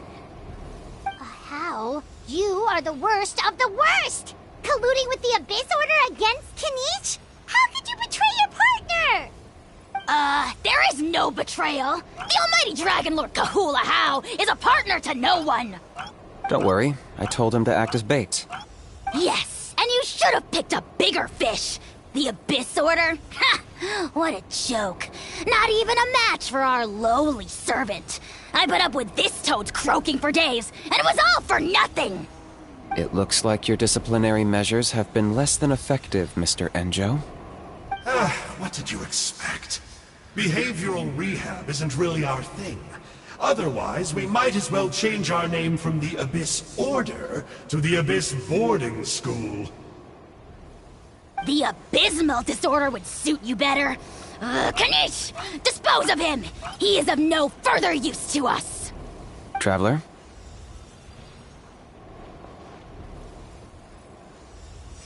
Hey now, I may be a lowly clerk, but don't underestimate me. I could never beat you in a straight-up fight, but when it comes to running away, I won't lose to anyone. Do me a favor and remember how fast I disappear. Maybe then you'll show me a little respect next time. Darn! He got away again! Couldn't you have stopped him? It's alright. He's not worth our time and energy. Besides, it seems like he's in debt to a lot of people. I'm sure they'll keep him busy. If you say so. Still, Paimon's kinda surprised that you actually struck a deal with someone from the Abyss Order. To borrow that guy's words, names are superficial labels. Whether you call it the Abyss Order or anything else, it's a broad generalization at best. Think of it like apples that have fallen from a tree. If you tasted each one, you'd find that they're all at different stages of ripening. Even the unripe fruit blown off its branch before it's fully grown can still be brewed into a fine wine. Everything has its use. Huh. Well, in that specific sense, maybe Enjo's not such a bad apple. Not rotten to the core, at least. Of course! Only the almighty Dragon Lord, Kahula How, is rotten to the core and evil beyond redemption. Ugh. So what exactly are you anyway? You're definitely the evilest little thing Paimon's ever met. Don't worry, he can't hurt a fly. You could say that. Paimon heard that those kinds of contracts might come with a terrible cost attached. Is that true?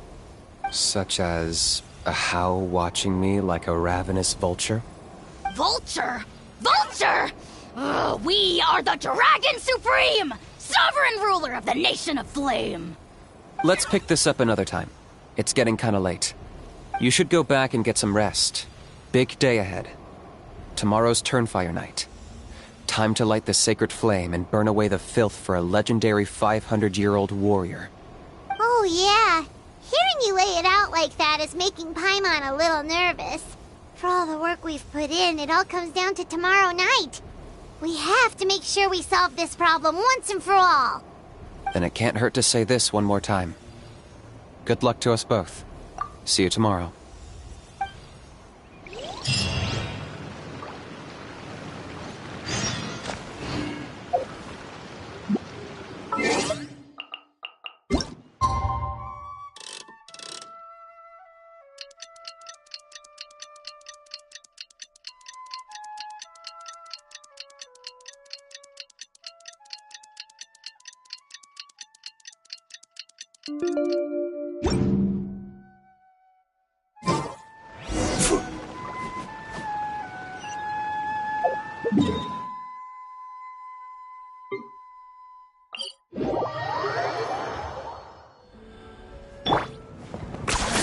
You really are a one-trick pony, you know.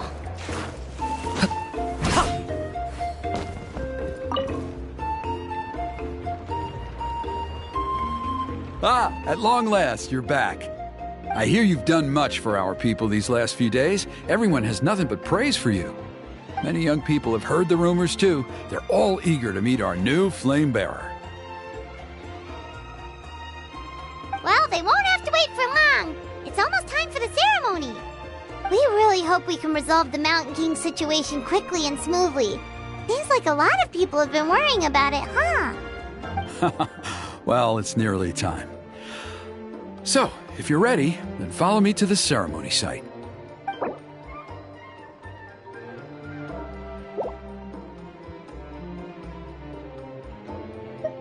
Of course, there's no rush. I can wait for you right here.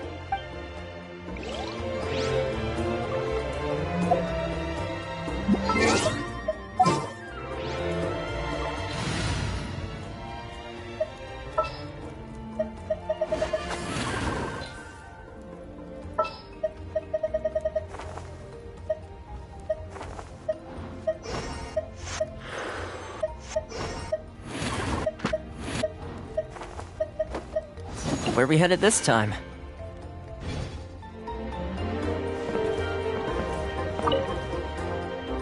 Are you ready? Off we go!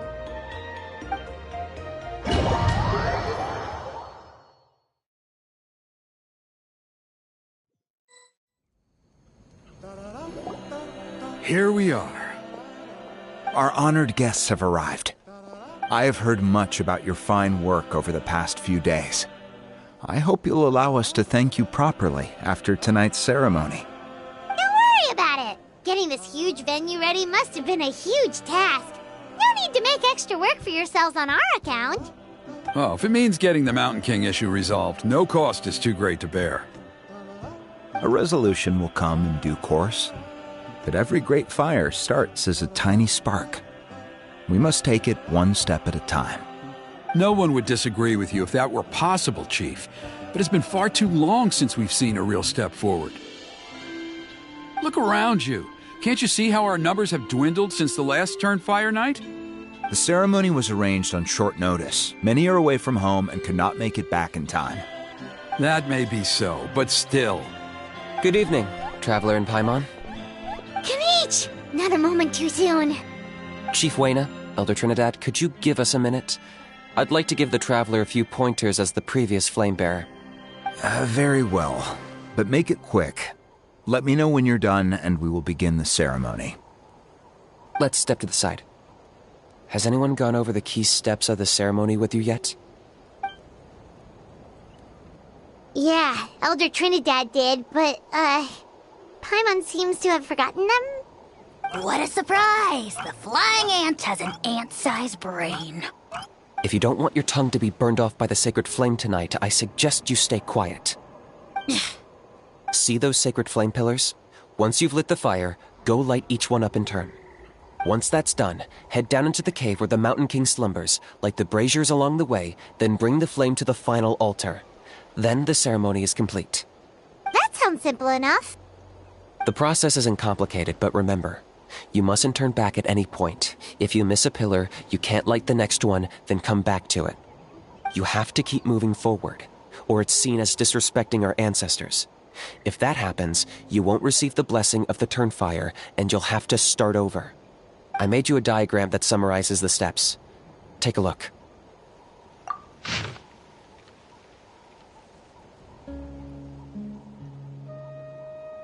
So that's our part. What about you? I'll be with you the whole way, and once you've lit the altar, I'll start summoning the rift. You can leave that side of things to me. Just focus on your part. Okay. We'll try to remember all that and get it right the first time. Ready when you are. But I think I saw Huni and the others just now. Maybe you should say hi before you start. Might make you less nervous. Just tell the chief when you're ready.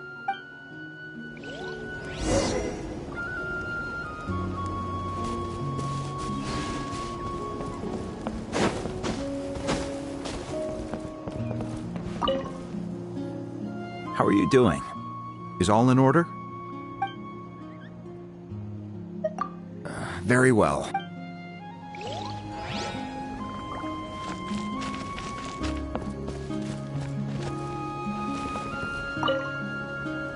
Mr. Traveler, you look so cool today! You're gonna make sure the Mountain King never threatens us again, right? I believe in you. I'll be cheering you on the whole time.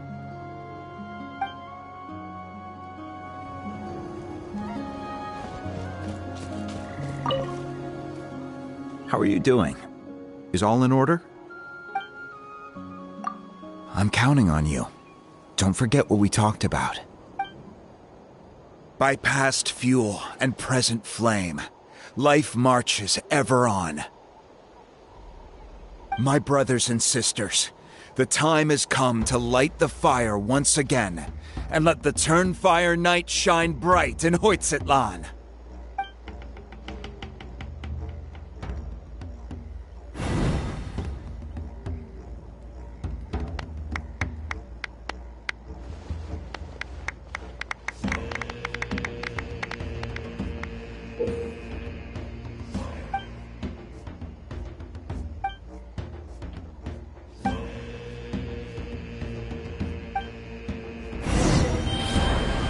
Go get the sacred flame.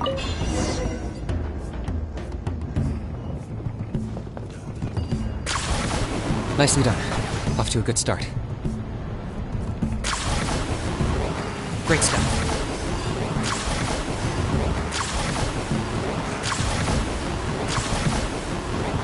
You're over halfway. Keep it up.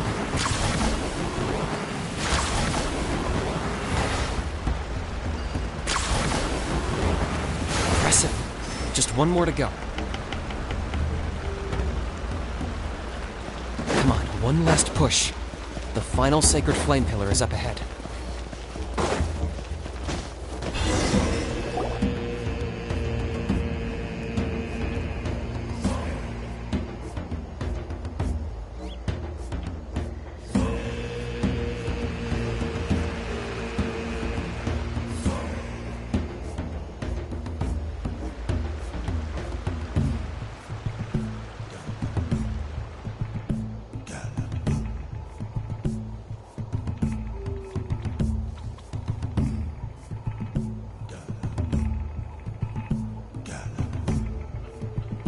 Great!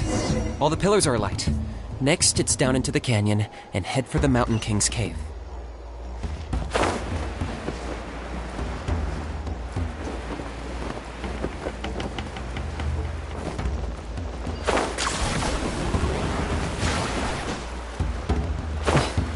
Yeah! Almost there. The cave is just up ahead.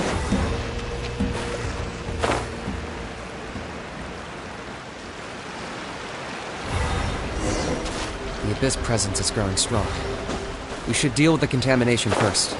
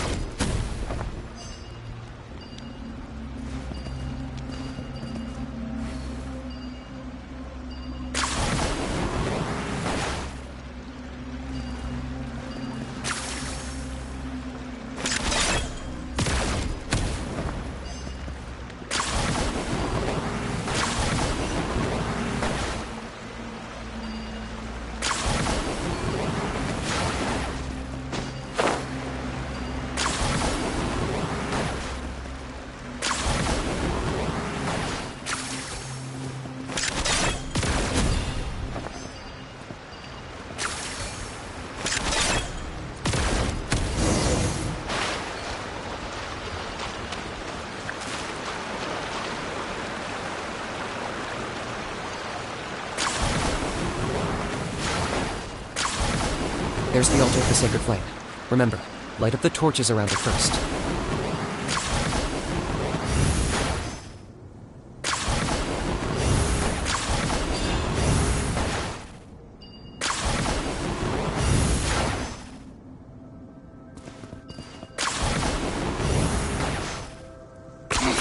10 points for agility.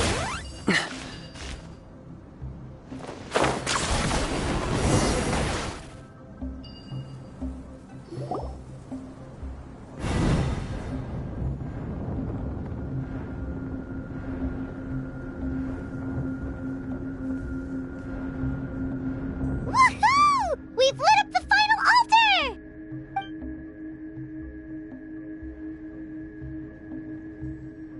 That's the Mountain King up ahead, right? That's him.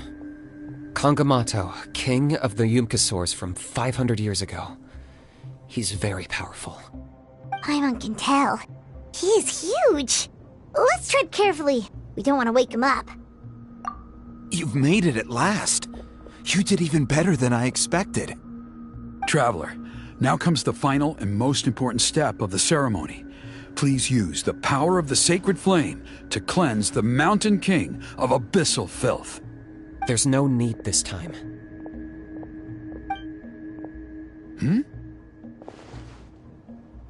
Such strong abyssal power. What is that thing? Kinich, what is the meaning of this?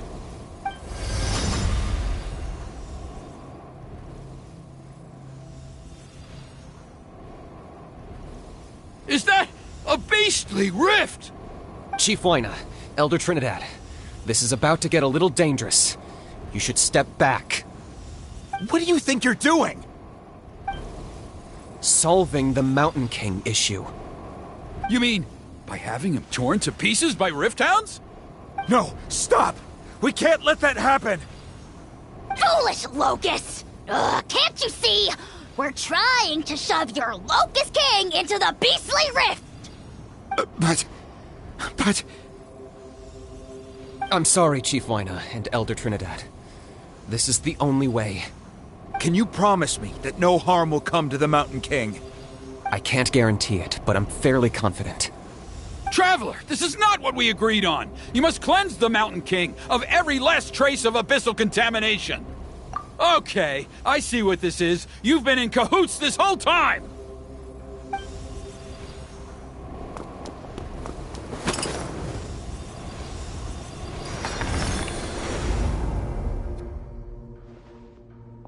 Ugh, you imbecile! What have you done? Oh no! The device is destroyed! You forced my hand. I had no choice. Elder Trinidad! What are you doing?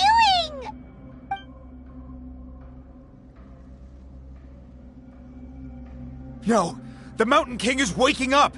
He will cause even more casualties! Everyone, out! Now!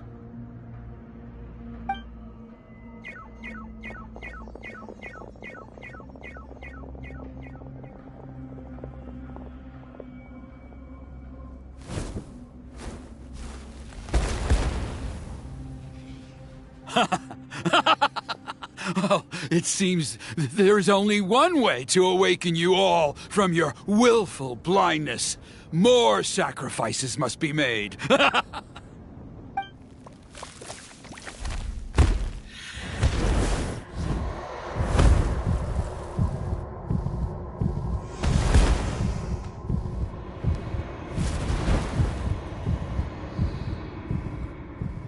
Take me, O Mountain King! Take me as your next sacrifice!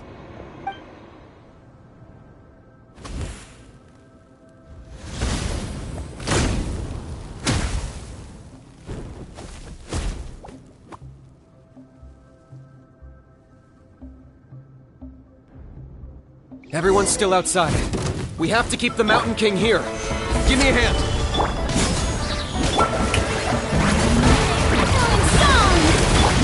I got you covered! Locked up!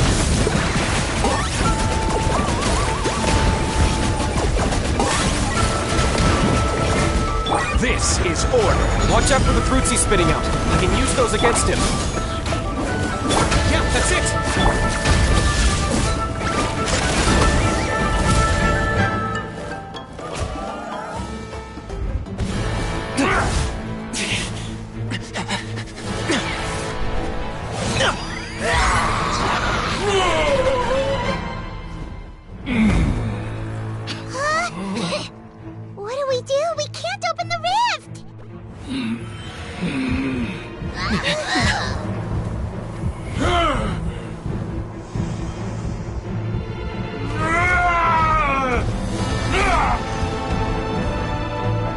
Kill me! Put an end to White's at launch shame!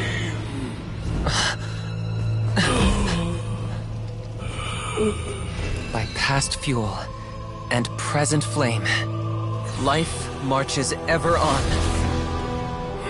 Oh, Burkina, I must atone.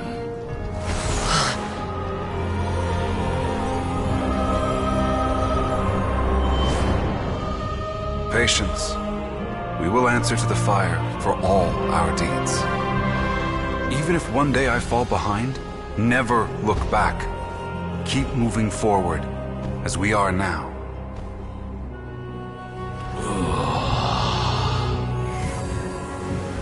Live with your guilt and shame. This is the price to pay.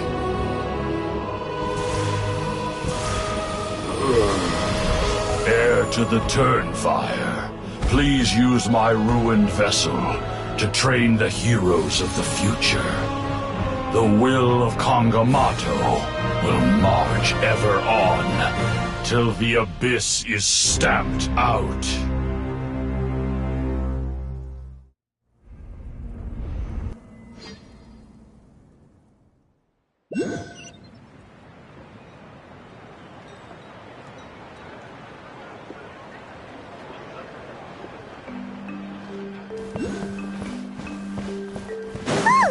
Pretty eventful day yesterday, huh?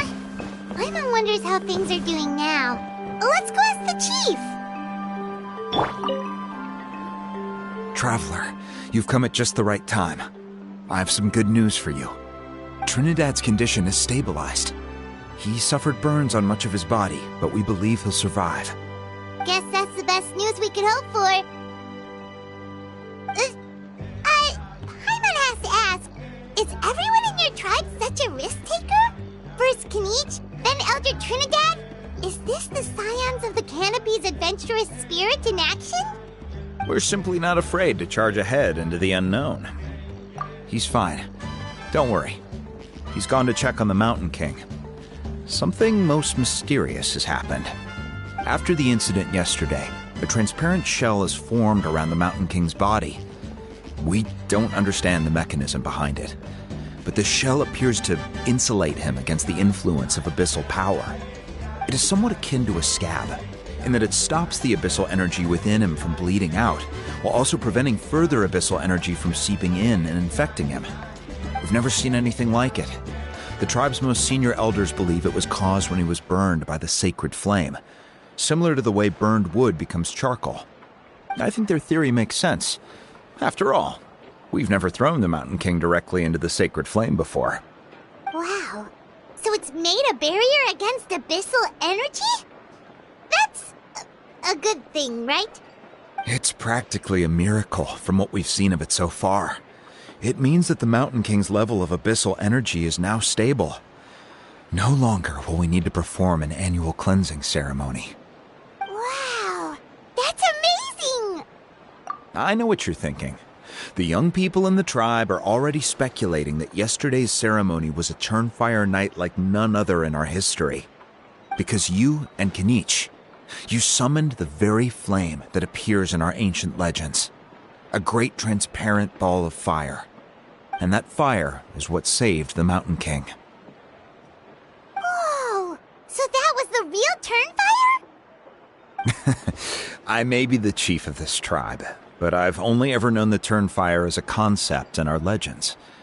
I cannot answer that question. If anyone can answer it, I suspect it would be the bearer of the Malipo name. He is in the Mountain King's cave as we speak. Ah, so Kinich then. Why don't we go see how he's doing?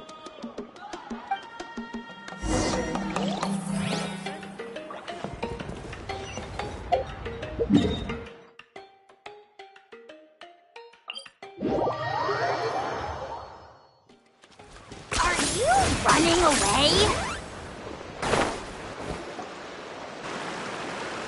Hey, Kinich! Hey yourselves. You two doing okay after yesterday? We were gonna ask you the same question. You scared Paimon half to death when you rushed into the fire. Sorry, I couldn't just stand and watch the Mountain King get burned alive. So you thought you'd try and extinguish the sacred flame with Dendro? Or is that an attempt to make the almighty Dragon Lord Kahulahow die of laughter? The sacred flame only possesses a fraction of the Pyro Archon's power. It's not as if I was fighting the Pyro Archon herself. Kinich, when you went into the flames, were you intending to, Intending to what? do the same thing as Burkina? Sacrifice myself? Of course not. My focus was on keeping the Mountain King alive, not on what it would cost. But now I'm curious. What made you think I was going to sacrifice myself? Well, because everyone's saying the Turnfire is what saved the king last night. And Ponche's theory was that summoning the Turnfire is a tit-for-tat exchange, right? So, Paimon thought you decided to pay for it with your life. So you've heard that rumor too. I'm afraid I can't say for sure. What happened yesterday was a first for me too. Well, even if you don't know, there's probably no one in the world who does. What I would say is, if that really was the power of the Turnfire, I'd sooner believe that the Mountain King summoned it himself. The Mountain King? Then, what price did he pay? The core meaning of price is not atonement or compensation, but what you're willing to give up in order to obtain what you want. It's easy to die for your sins. Much harder to live with the guilt and keep on going. In the end, the Mountain King chose the latter option. For Burkina and for the tribe. That's the price he paid. Alright, so how is the Mountain King doing now? Health-wise, there's nothing to worry about. He'll enter a fighting stance whenever we set foot in his territory. But his attacks are gentler now and not as crazed as before. Like he said yesterday, he just intends to be a sparring partner for people to practice with. Yeah, I tried communicating with him again, but he didn't respond. We dare say that Locust King has well and truly lost its mind. The lights are on, but nobody is home. Its body remains fighting fit thanks to the perverse power of the Abyss, but time has been less kind to its soul. It was ground to a pulp long ago. But we saw him come back to his senses yesterday. That was merely one last burst of brain activity before it croaked. As you humans would say, it went out with a bang. Oh, come on! Stop being such a doomer. Paimon bets the Mountain King has finally let go of the tragedies of the past now, and is focusing on moving forward. That's why he doesn't have time to chat with us. He's too busy thinking about the future. Well, at least it means my fellow tribespeople can move forward now, too. Thank you. Yeah, that's right. You caught Enjo for us, remember? But he ended up being completely useless. It's not a fair trade if you lost out. That's on him. It's not your fault he's useless. Besides, we're friends now. You don't know us anything. Friends? But your friendship is an even more valuable gift. I can't in good conscience accept it for free. So, promise me, if you need anything in the future, you'll come to me. For you, I'll do anything.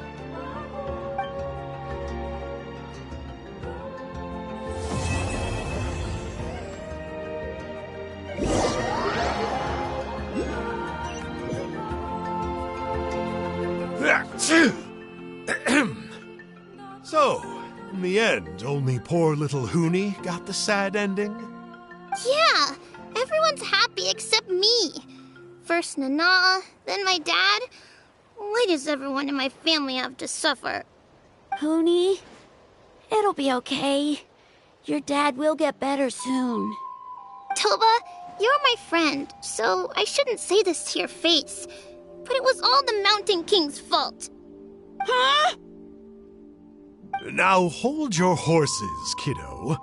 If you promise not to fight, Uncle Sanka will tell you a story. Okay, before you roll your eyes out of your skull, I promise you can trust me. I almost got my eyebrows burned off by the turnfire after last time. That's why I came back, to make it up to you. All right, I'll just get to the point. Do you know what Uncle Sanka loves the most about your people? What?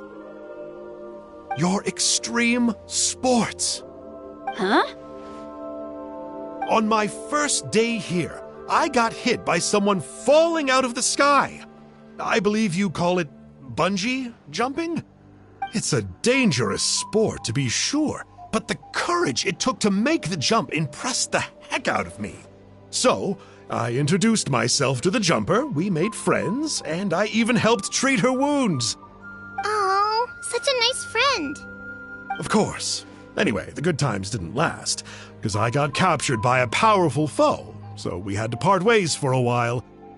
In the hands of the enemy, I was scorned, scolded, and nearly given away as a gift. Oh, it was so humiliating. A horrible experience to look back on. Why does Uncle Sanka always have to suffer, I thought. So I feel your pain, Huni. I was in the same position. But in the end, I made it through, and I left all of those painful memories in the past. I even managed to reunite with my friend. Is that it? The moral of the story is to look forward in life, right? Yeah, we've heard that one millions of times. Sorry, Uncle Sanka, but you're not cut out to be a teacher. Very smart, Huni, but not quite smart enough. What I'm trying to tell you is that after I reunited with my friend, I found her injuries were all healed, but she really missed her family. So, I thought you might like to see her too. She's right behind you. Turn around and see. Another trick about not turning back? I'm not falling for that one again. Huh?